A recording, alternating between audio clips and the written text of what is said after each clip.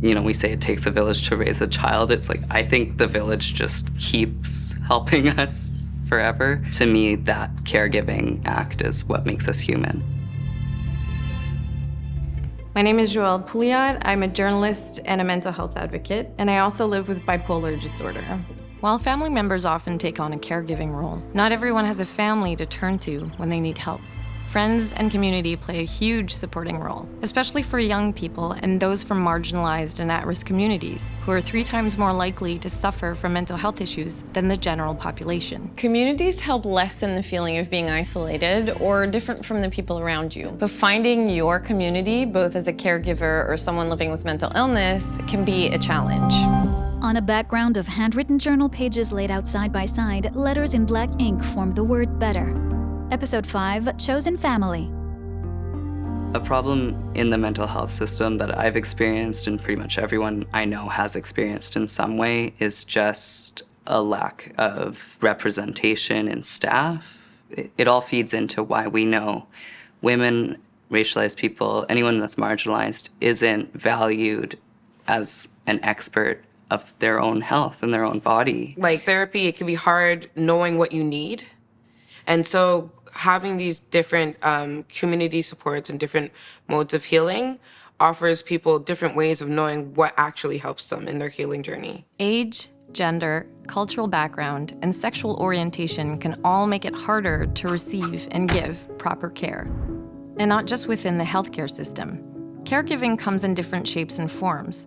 Friends, community members, and even social media influencers can all play a part in someone's recovery. I think that having support from the community helps a lot because you don't feel that it's all you. You have people to talk to. And I think that what's interesting about the young carer experience is that the young in particular, and there's that age gap. Like, do you talk to your uncle who is, 20, 30 years older than you, who came from a completely different generation, who may not be comfortable speaking about mental health struggles and so forth? There's definitely a generational difference when it comes to managing mental health. Like when you look at Gen Z, millennials, we have social media, we have TV shows, but when you look at older generations, people coming from like the civil rights era, people who migrate here from countries that have way less support,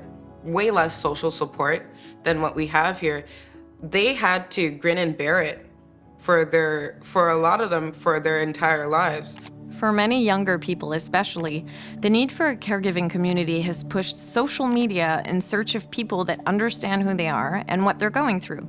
I think that as soon as you are part of the LGBTQ+ community, near or far, you'll be faced with discrimination. But being on social media has helped me. I was able to find a community there. I talked with people and received comments from those who relate to what I share. I think that online communities can definitely be a place where we can provide care. It looks different, obviously, than if we're in person, but it can be a real strength. One thing for me is that I'm 25 right now. I found out about young carers when I was 24. And it's only been a year since I was able to put a name to this experience. Imagine that the statistics show that there's 1.25 million young carers. Imagine how many people like myself are going through the same experience. There's something empowering about talking to people who truly understand what you're going through. Throughout my own recovery, I've turned to friends, partners, and other people in my community for support in times of need. At times, this became my chosen family when I needed space for mine. People in communities that have, shared interests or shared life experiences with you have that context, just in a different way.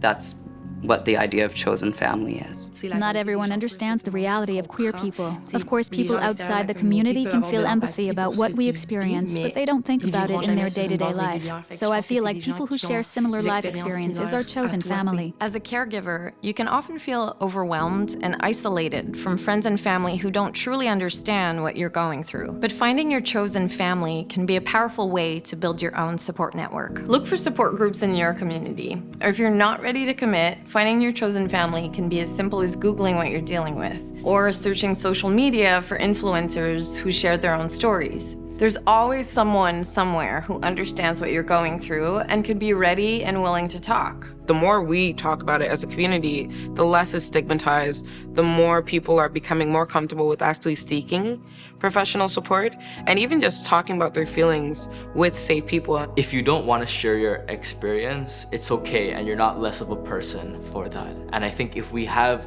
a culture where we're raising awareness for young carers, that in and of itself is so powerful. So you may have your experience, but you can put a name to it, you can understand it. Millions of Canadians care for loved ones suffering from mental illness. There are resources available to help. Visit relief.ca/better. Described video by Mel's.